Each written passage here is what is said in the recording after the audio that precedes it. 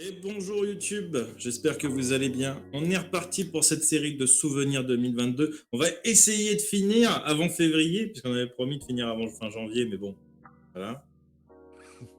Toujours à l'heure, hein, Et, comme d'hab. étant ce que je suis, comme d'hab. Et cette fois-ci, c'est en compagnie de Monsieur Vargen, qui a commencé récemment à me jeter sur la chaîne jusqu'à présent avec des joueurs. Comment ça va, Monsieur Vargen? Ah, ça va bien. Si mon chien arrête de couiner, peut-être qu'on pourra passer à la première véritable question. Merci Chandra pour ta participation. La plus importante de tout ce quiz, est-ce que cette année, tu t'es amusé? Énormément, beaucoup, ça se voit sur les VOD, sur les rires qu'on se tape, hein, les barres de rire qu'on se tape. Clairement. Clairement, moi, cette année, je me suis plié en deux, je pense, à chaque épisode. Il n'y a pas eu de... À part de temps en temps, un truc relou au niveau de la technique, un truc de son qui va pas, machin. Franchement, on s'est bien amusé. On s'est bien amusé. Tous les MJ, je trouve, en step up. Euh, du coup, on prend de plus en plus de plaisir et ça fait extrêmement plaisir. Du coup, quel personnage cette année t'as préféré jouer ou regarder jouer sur la chaîne? Regarder jouer, je suis pas un très bon élève, à ce niveau-là parce que je regarde, heu, très peu, même si, à chaque fois que je tombe sur des fous rires, bah, ça fait plaisir et les personnages j'en ai interprété qu'un seul, l'année dernière, C'est vrai. Barbac et toujours un plaisir de faire le bourrin dans une meute de joueurs qui est censé, réfléchir, faire des stratégies, faire des plans, suivre l'histoire et Et franchement, à savoir que Barbac est le personnage que à peu près 30% de l'équipe a préféré regarder jouer. Même dans ceux qui sont pas dans ceux qui n'ont pas joué Invincible, mmh, beaucoup de monde aime beaucoup Barbac. Voilà. Donc j'espère bah, que ça te fait plaisir. bah, ouais, ouais, ça me fait carrément plaisir. Mm. Après, dans ceux que tu as regardé jouer, ça peut être aussi que ceux que tu as regardé jouer autour de la table, hein, pas forcément dans des épisodes ailleurs. Ouais, parce que comme tu Mm. vois, mon temps Twitch et de visionnage, bon, il est limité avec tout ce qu'il y a à suivre, à regarder, sur les séries et bah, quand je passe, faire coucou sur les lives, Mm. j'essaie de suivre, comme je peux. Mm. Ah oui, de Mais toute façon, avec notre rythme de prod, c'est sûr qu'on peut pas tout suivre. non, en plus, si tu tentes de faire c'est quoi, quasiment tous les soirs? Même si ces derniers temps, c'était Quatre plus fois, un soir sur 2. 4 fois par semaine normalement en Ouais, ce bah, moment. Et on devrait reprendre dans pas longtemps 5 fois par semaine, mais ça c'est encore des problèmes IRL, donc ça attend encore un petit peu. ce qui est assez Euh, énorme, c'est un peu une gageure, tu vois, d'essayer de synchroniser autant de monde, pour animer ça. ah bah, l'agenda, la gestion de l'agenda, c'est le truc le plus compliqué que j'ai eu à faire sur la chaîne, vraiment. Ouais, j'imagine. Mm. Et du coup, quel a été l'univers que tu préférais jouer ou regarder cette année? Bah, moi, je suis très, médiéval fantasy. J'ai pas, trouvé de jeu encore en science-fiction ou heu, ailleurs qui m'accrochait vraiment, où l'univers avait, une cohérence ou une incohérence qui te permet de rester accroché. Même Mm. si nos one shot qui n'ont ni queue ni tête, où on doit absolument, utiliser ton imagination parce que il y a rien. Mm. Quand on fait du, Ready Player One, il y a absolument rien, il y a pas de limite et Mm. c'est là que c'est compliqué. Je dis: «Bah, faut sortir des carcans habituels, il faut essayer de trouver quelque chose d'original, essayer de pas être trop gras», même si on l'est beaucoup, hein, j'avoue. Mm. Mais honnêtement, c'est déroutant, c'est déstabilisant et c'est, très, très cool pour, essayer, bah, de trouver de nouvelles idées. Essayer de surprendre les autres joueurs, surprendre le MJ et ouais, je trouve que Ready Player One, mais c'est pas souvent parce que c'est très vite n'importe quoi, Ouais. mais se faire ça, l'épisode, chaque année. Ah, le spécial Noël. Je pense que l'année prochaine, on changera. Ce sera pas du Ready Player One, parce que je pense qu'on a fait un peu le tour. Mais c'est vrai que l'épisode chaque année, spécial Noël ou spécial Halloween, Ready Player One, c'est toujours délicieux, hein. Vraiment. À chaque fois, enfin, c'est un bonheur de pouvoir faire n'importe quoi pendant 1 heure et demie. C'est un peu comment ils appelaient ça, le fruit et légumes chez Tales of Pi. Ouais. C'est vraiment ou Donjon et Jambon. C'est tout ce qui te passe par la tête, on dit, on fait quoi. Ouais, faut à petite dose, hein, parce qu'on tourne très vite en rond et ça peut très vite devenir vraiment Mm, n'importe quoi et dépasser les bornes, mais ça fait du bien, quoi, de temps en mm. temps. C'est ça. C'est un peu les RDR, c'est tu sais, le Roll Die and Retry, les trucs que tu fais très vite, avec finalement assez peu de description aux alentours, mais tu fais du what the fuck en série, quoi. Ouais, puis voilà, tu as un personnage qui meurt, tu en as un autre sous la main. C'est ça. C'est ça, c'est le plaisir du personnage one-shot. Parce que autant les personnages one-shot, quand tu fais des séries un peu longues, machin, ça te fait chier de pas pouvoir t'accrocher à un personnage. Mais là, tu joues, tu sais que t'en as pour 1 heure et demie, t'as Ou trois 5 minutes. gameplays, ou 5 minutes, t'as 3 gameplays différents avec 3 personnages, tu peux t'amuser à changer comme tu veux, quoi. C'est le côté un peu cool, je trouve, du format. Mais c'est vrai que tout le temps, je pense que ce serait pénible. Ouais, ouais, après, bon, ça a ses limites, hein, comme tout. Ouais. Très bien. Quel a été ton, du coup, meilleur souvenir d'épisode de cette année? Bah, il y en a eu plusieurs, vu que, ouais, 2022, j'ai fait, à part ce que je vous ai fait jouer en décembre, j'ai fait que Invincible, Mhm. où on n'a pas arrêté de se plaindre. On était quand même des chouineurs, je trouve. On se plaignait très souvent. Oh, mais ça va en ligne droite. Oh, mais c'est ah, nanana. Alors que Sauce, sa première campagne, tu vois, Ouais. on n'a pas été super très très souple. On Non. lui a souvent cassé les pieds. Mais il a essayé quand même de, de satisfaire à la fois l'histoire, à la fois les joueurs, ce qui était pas évident Non. pour quelqu'un qui débute. Et bah ouais, Surtout avec les cette fous rires. campagne en spécifique, vraiment spécifique. Ouais, Mm. mais voilà, les morts successives d'Henri, Nilia qui fait les échecs critiques de Nilia qui fait du friendly fire à foison. Heu, je veux dire, les dés ont parlé et te créent enfin, écrivent l'histoire presque à notre place et ouais, ouais, moi c'était ça, c'était des critiques, les friendly critiques, on va appeler ça. Ouais, ouais, c'est vrai qu'il y en a eu un paquet, hein. Je crois qu'il y a personne n'a pas fait de Friendly Fire justement pendant cette série. Je crois que tout le monde a forcément touché quelqu'un à un moment donné. Je crois qu'il y en a eu un autre, je crois que c'est, je sais plus, je crois que c'est, François qui a dû en faire un, il a dit: «Ah bah ça y est, pour une fois c'est pas Nilia!» Non, mais Mais je crois que j'ai touché quelqu'un aussi, il me semble. c'était toi, ouais. Et François l'a fait, Nilia l'a fait, c'est sûr. Je crois que j'ai touché quelqu'un. Barbac, je suis pas sûr qu'avec un cône de flamme, t'aies pas touché quelqu'un d'autre. Si, si, si, j'ai pourri avant que le personnage d'Ejiro s'en aille. Si, si, j'ai Ah cramé oui, c'est tout. vrai. C'est vrai Premier parce qu'il a épisode ou deuxième le épisode, premier un truc comme ça. épisode. Quand Nilia s'accroche à son lustre et qu'on fout de l'huile de partout, c'est vrai. Ouais, c'est vrai. J'avais zappé ce Et, détail. Ejiro, mais attends, mais je suis encore un corps du gars, je m'en fous, je souffle. Donc ouais, c'était un peu, on s'est beaucoup plaint sur l'écriture de la campagne, mais on s'est vraiment, vraiment, vraiment beaucoup amusé. Ouais, j'avoue. Les moments, en fait, c'était les moments de malchance systématique, quoi. Les critiques au mauvais moment, au mauvais endroit, des fois les mauvaises décisions aussi. Pour rappel, Henri est tombé 4 fois, vraiment. Il est mort 4 fois pendant la série. Ouais, là, au bout d'un moment, c'est bon, tu veux pas reroll? Ok, je vais trouver un truc de scénario pour que tu reviennes. C'est pas Non, mais ça évident me parce que dérangeait même pas de reroll, tu vois. C'est juste qu'avec le scénario, il pouvait pas me faire reroll. C'est ça le problème. Donc, ah ouais, ouais, ouais, c'est ça. surtout ça Mais le au moins, truc. ça donne un personnage. Enfin, c'était marrant, hein, c'est un patchwork, c'est un monstre de Frankenstein. Puis tu exploites aussi toutes les techniques du jeu qui permet le multiclassage qui peut devenir RP à cause du scénario. Le... Enfin, c'est vrai quoi, la 5e édition pour ça, c'est tu peux garder une trame technique Mm. et en même temps, il y a beaucoup, beaucoup, beaucoup de possibilités en gardant la technique, tu vois, sans Ouais. avoir besoin de changer des règles ou de les adapter. Mm. C'est ça que j'aime bien. Non, c'est vrai que pour le coup, c'est cool. C'est comme quand j'avais, pour Matthew, changé, modifié 2, 3 trucs au Mmh. niveau de sa classe, quand Célestin a commencé à partir en couille. Que tu as fait partir en couille et que tu as pourri. Je me suis dit: «Je peux pas prendre le niveau suivant de paladin parce que, il m'a niqué le» sa spécialité, c'était le cheval. Il dit: Du coup, je l'ai plus le pouvoir. Il dit: «Non». OK, Oui. bah, on se multiclasse écoute, quitte à faire des conneries, autant les faire jusqu'au bout.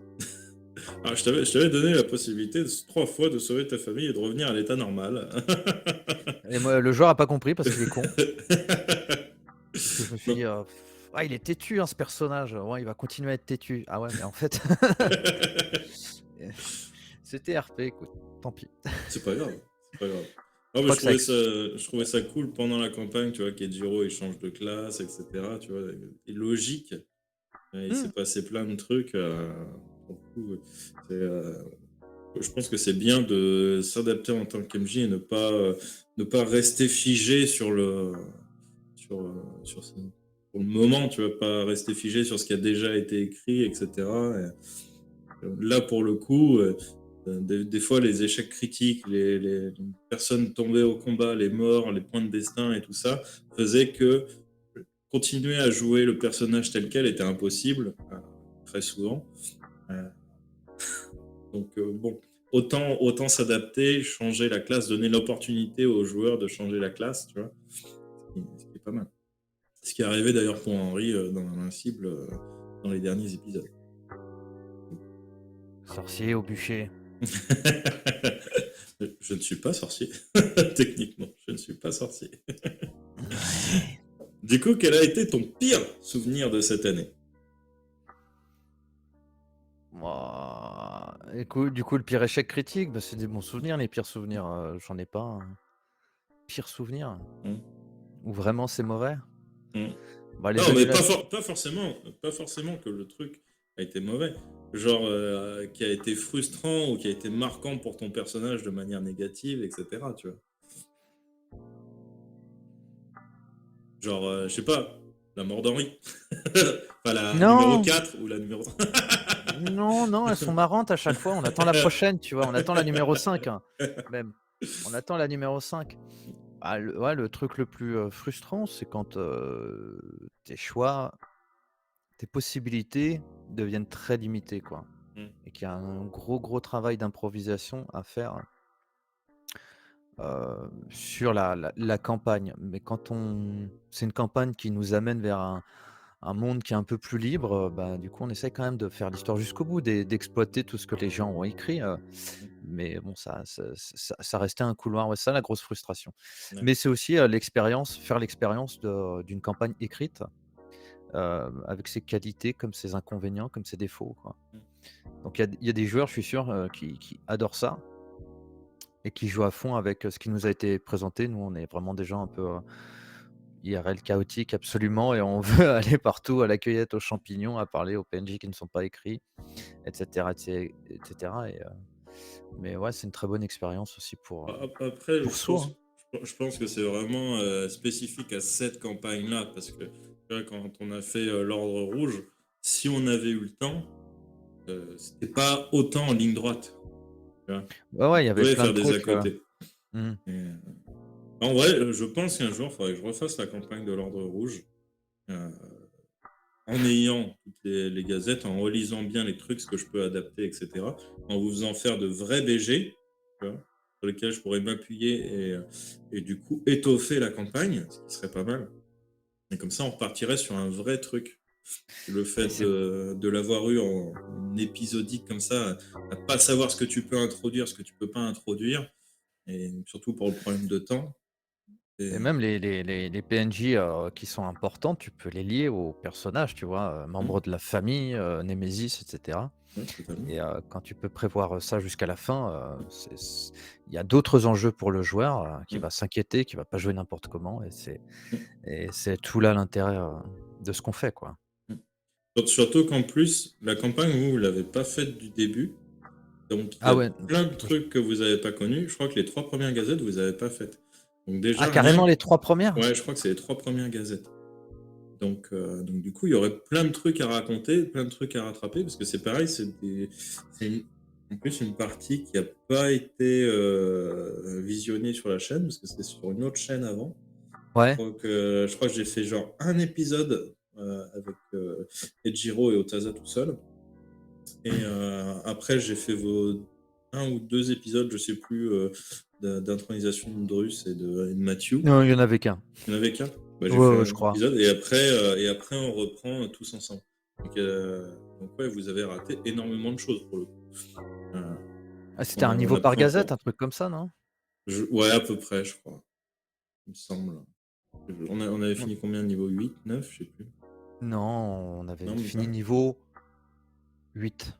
Ouais, ouais, bah, ça devait être un niveau par gazette alors, pour le coup. Ah non, parce que je crois qu'on commençait niveau 2 ou 3. Parce Je qu'avec le soin, on a commencé niveau 4.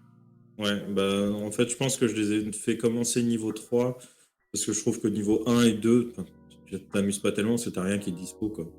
C'est non, niveau ouais, les premiers niveaux, c'est vraiment Mmh, pour les gens qui sont débutants, même si c'est mmh, sympa de faire une ou 2 séances au niveau 2 mmh, pour faire un peu flipper les joueurs, mmh, parce que tu es assez faible et mais le jeu devient intéressant à partir du niveau 3-4 pour les gens expérimentés, hein. Ça sert à rien de commencer mmh, à si à moins qu'il y a des joueurs comme certains, amis que j'ai en ville, mmh, qui adorent faire, vu qu'ils font de la peinture, des figurines et cetera, ils aiment mmh, faire un setup, mmh, un énorme donjon avec plein d'ennemis et faire du, dungeon crawling mmh, où à chaque étape où tu déplaces tes personnages, détection des pièges, affrontements, résolution d'énigmes et cetera.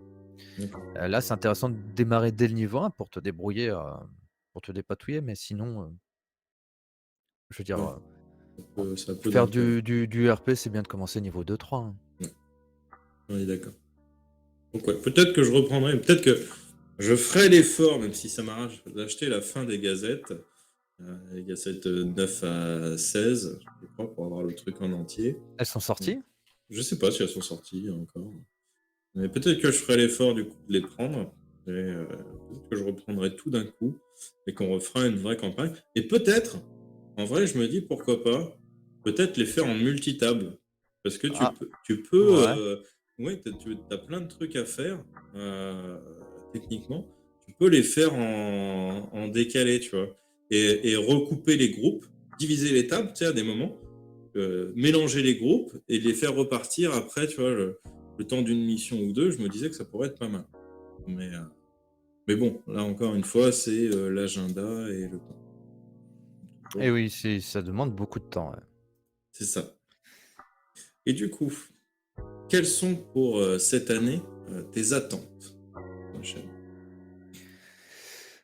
Bah, vu que, je suis là qu'une fois par semaine et que je suis MJ, bah, ça va être, essayer d'avoir du temps pour écrire, quelque chose, de consistant, de cohérent Mmh, pour pouvoir vous amuser. Parce que, même si on reprend vraiment l'original, Donjons& et Dragons, mmh, tout le cadre de campagne, est vierge et je me rends compte à chaque fois qu'on fait un épisode où il y a, vous faites des trucs que je n'ai pas prévus, pas mmh, écrits. Bon, mais ça, c'est inhérent à tous les jeux. Mais, pour éviter de tourner en rond, de tout le temps affronter les mêmes ennemis, de tout le temps se retrouver dans les mêmes situations, mmh.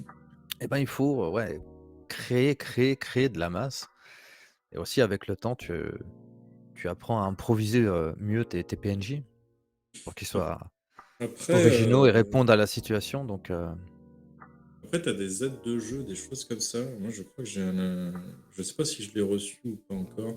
J'ai un truc, commerce et taverne, je crois, quelque chose comme ça, qui te mais j'ai permet de randomiser, des lieux, des quêtes dans des auberges, dans des commerces et cetera, heu, avec mais des ouais, petites descriptions de PNJ, tout ça. pour le format qu'on fait, c'est bien Mmh, de qu'on suive en trame principale un peu, vos quêtes à vous, que mmh, vous avez un peu déterminées mmh, et je veux dire, je vais broder, autour de ça. Comme ça, il y a un fil rouge, mmh, de l'histoire. Moi, ce que je voudrais, c'est enrichir un peu l'environnement, quoi, que vous mmh, soyez, surpris, pas tout le temps, mmh. Bah, pas tout après, le non, temps rien humanoïde et cetera et parce que j'ai, hein, des trucs comme ça pour randomiser, des quêtes ou faire, mmh, du sandbox, un jeu de cartes où tu les mélanges, tu les poses dans certains sens et puis tu lis les mots qui se suivent et ça te mmh, fait une situation, un PNJ, tel type de danger, tel type de mmh, piège et j'en ai ça, mais mmh, quand tu es à table mmh, et que les actions comme ça se déroulent, c'est l'hémorragie, donc faut suivre le flow, faut mmh. suivre, le courant et même si tu as prévu de ne pas prévoir et ben, faut improviser. Et c'est un excellent exercice, quoi. Je sais que de toute façon, j'arrive pas à bosser autrement qu'en improvisant. En vrai, j'arrive pas à tout écrire à l'avance. Quand j'écris tout à l'avance, bah, je me rends compte que passer la deuxième ligne, je ne suis plus du tout le scénario, tu vois.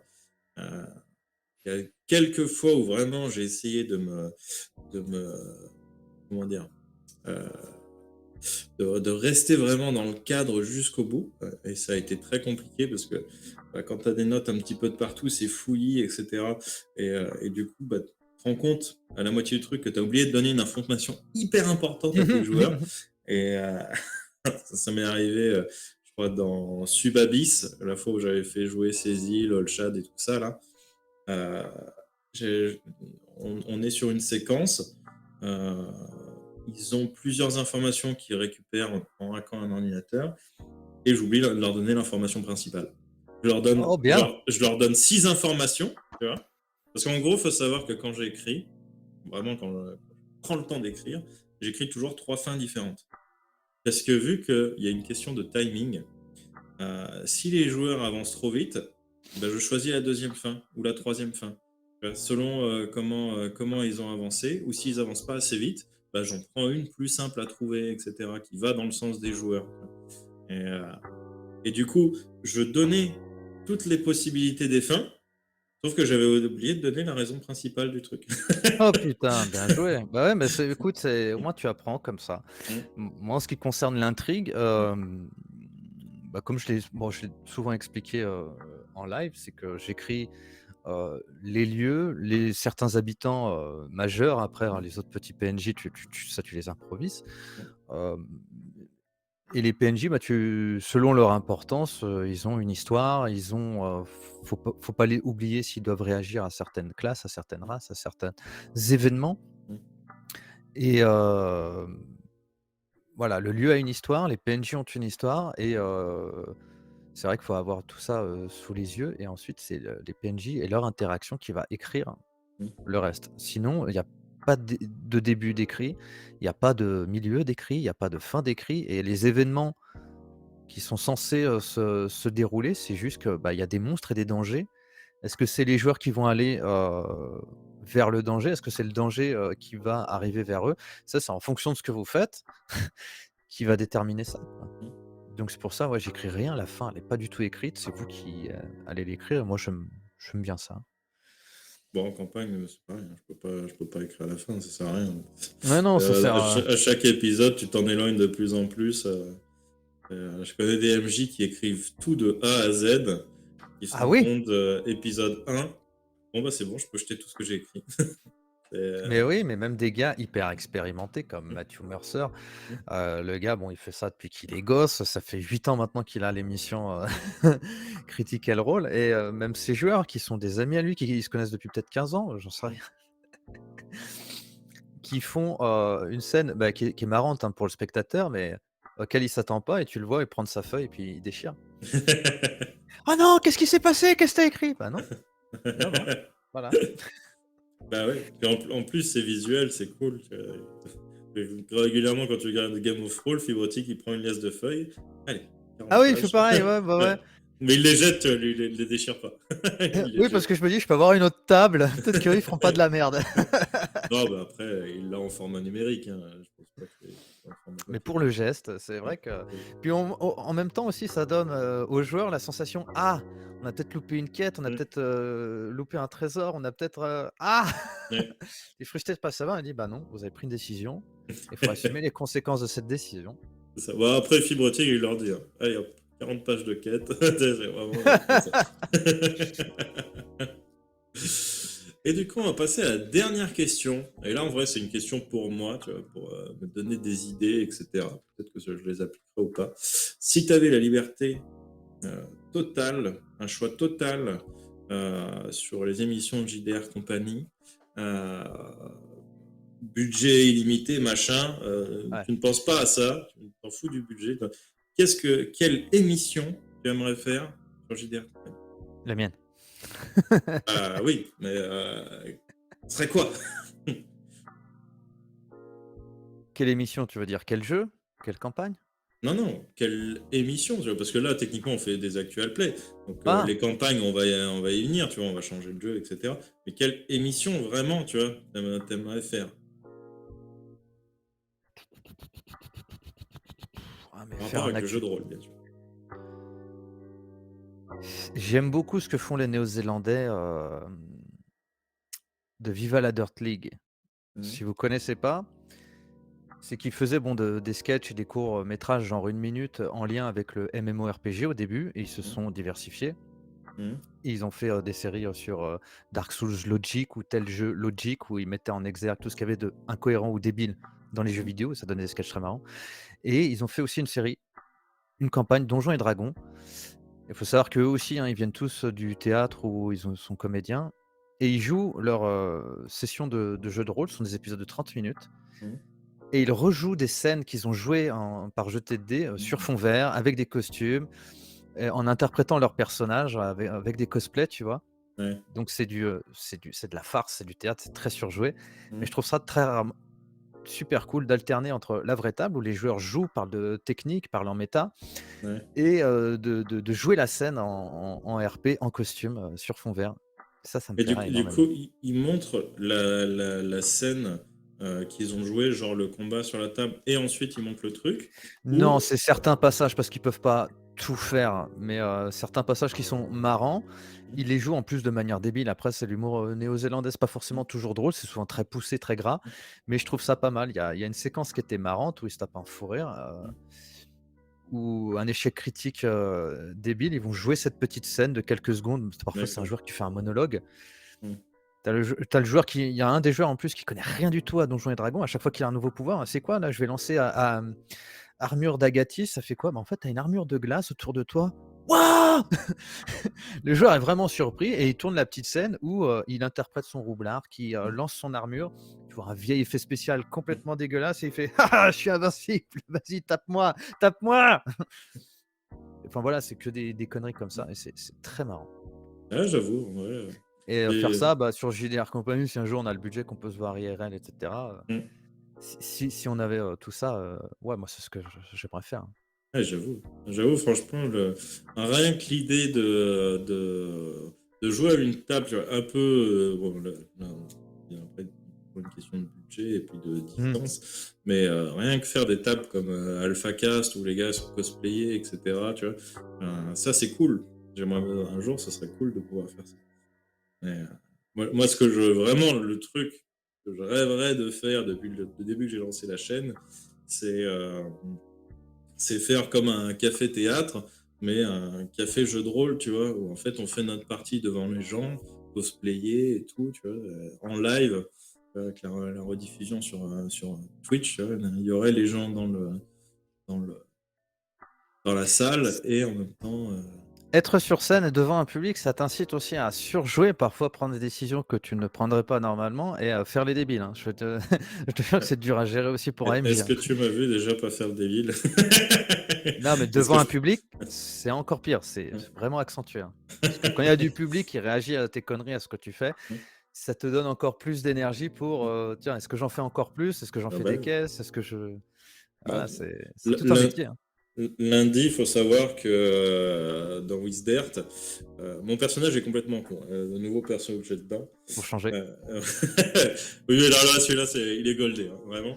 Euh, il cherche pas à faire rire, comme tu vois, c'est pas une parodie, tu vois. Il se veut sérieux, Mmh. mais imagine le débile à l'armée dans Jared, tu vois, le soldat qui est voilà, juste là pour Et être à juste la guerre. limité, quoi. Voilà, c'est ça. Et, le redneck, voilà. C'est le redneck du Medfan. Et lundi, le gars s'est dit, il tombe sur une épée en bois, un jouet pour gamin. Il s'est dit, je vais la ramasser et je vais foutre la honte au prochain adversaire que je croise. Et du coup, il prend l'épée en bois et il avait un petit pouvoir temporaire de glaciation. Et au Mmh. premier combat qu'il a, et, il se met en position avec son épée en bois ridicule devant l'ennemi et tout le monde lui rit au nez. Et là, il glace son épée et il fait un petit clin d'œil, tu vois. Mais du coup, c'était bien joué, quoi. Et du coup, c'est hyper stylé. Mais à la base, t'as quasiment personne qui joue comme ça, tu vois. Au début, quand je ramasse l'épée en bois, tout le monde se fout de ma gueule, tu vois. Et Et ça, je pense que c'est des trucs en live, c'est très très drôle. Moi, je pense que je joue en général de manière assez, comment dire, inventive et assez visuelle pour intéresser les gens justement sur une partie pas live, puisque c'est déjà ce qu'on fait, mais vraiment avec un public, etc. Je pense que ça peut énormément plaire et amuser. Mais ouais, ouais, ouais, c'est aussi un métier être en public parce que tu deviens un peu comédien parce que des fois, tu t'éloignes de toi. Mm. C'est vraiment pas mal. Mm. Donc Non, voilà. j'avoue. Je pense que c'est quelque chose qui me plairait peut-être tenter un jour le théâtre d'improvisation, etc. Je pense que j'aurais peur des très grandes salles où tu vois, mais Mais genre fais sur un un atelier, petit public. les ateliers ou les associations, c'est un petit budget, ça tourne autour de 300-400 balles l'année, c'est Mm, une fois par semaine ou 2 fois par semaine, c'est un peu d'investissement pour apprendre tes textes, tes personnages, mais il faut au moins une année, une saison de septembre à mm, juin et tu verras, mm, c'est très cool pour, interpréter un personnage devant du public, apprendre à mm, articuler, tu vas mm, apprendre plein de petites techniques et mm, on apprend aussi à abandonner tous ces complexes, mm. qu'ils soient physiques, qu'ils soient, personnels et cetera et il y a un laisser-aller et c'est une libération, vraiment. Vraiment, ça apporte beaucoup. Même si tu lui donnes pas suite, au moins une saison. Moi, j'ai fait du théâtre amateur, souvent avec des gens qui avaient entre, 18 et 50 ans et c'est vraiment un bonheur, quoi. À chaque fois, il y a toujours moyen de se marrer. Ouais, faudrait vraiment que je tente. Voilà, toujours pareil, une question de temps, mais Ouais. c'est vrai qu'on m'en a parlé il n'y a pas si longtemps que ça, et ça m'avait fait envie. Bon, et bien, c'était la dernière question. Est-ce que tu veux rajouter quelque chose, un petit mot de la fin? Est-ce que tu as une question toi-même que tu voudrais poser Non, et- mais bientôt, je vais tous vous tuer. Ok. Revenons au jeu, s'il vous plaît. Très bien. Sur ces paroles flippantes, nous allons vous laisser. J'espère que c'était adressé à YouTube et pas à moi. Je vais aller fermer ma porte tout de suite. Non, mais je parlais des persos! Pardon. Je vais lâcher Le mon téléphone, j'étais en train de composer le 17. le psychopathe qui se révèle: «Non, non, je vais vous tuer, IRL. Regarde sous ton lit ce soir avant de te coucher». Ouais, Nora. Reste éveillé. Hein. Allez, sur ce YouTube, je vous fais des bisous. Je vous dis bonne soirée et au prochain épisode qui sera avec Monsieur François. Ciao. Ciao!